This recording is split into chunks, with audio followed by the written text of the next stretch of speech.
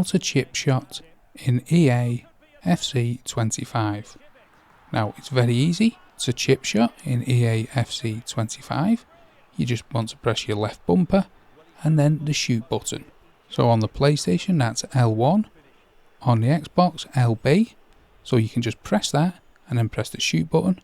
I always find holding them down is easier rather than just quickly pressing them before pressing the shoot button, but whichever way you find easiest, just press it and then press the shoot button. Now what a lot of people struggle with is that they use it in the wrong situations. You need to allow the keeper to come out. As you can see here, Mbappe against Man United, Anana runs out and he just slightly chips the ball over him like that. It's about using it in the correct situations. So that's how to chip shot in EA FC 25.